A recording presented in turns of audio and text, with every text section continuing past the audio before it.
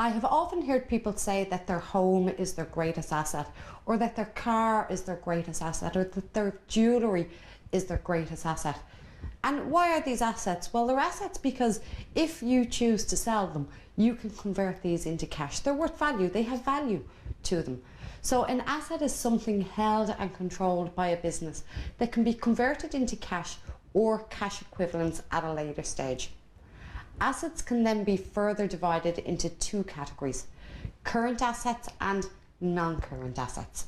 A current asset is expected to be generally used up within a short period of time, so in less than 12 months. So it would be used up, it would be sold, or it would be collected within this short period. And current assets include money owed by customer for credit sales, which is also known as your trade receivables or your accounts receivables. It would include any money that you have in the bank. It would include any cash that you may have. It would also include any inventory or any stock that you may have.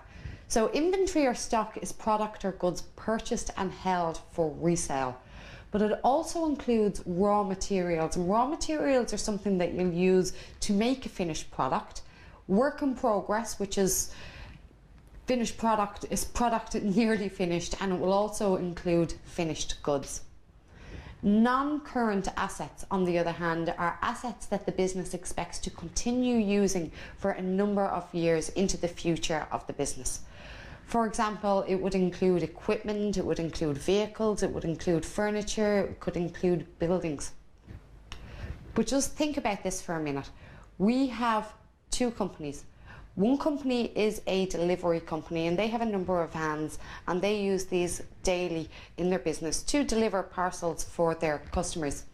We have another business that has vans, but they use these vans as their product. They buy and sell vans. They're in the motor trade.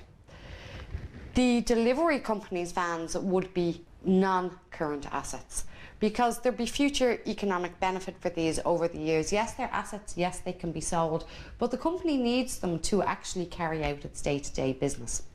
Whereas the other company that we spoke about in the motor trade is selling these vehicles on a day-to-day basis.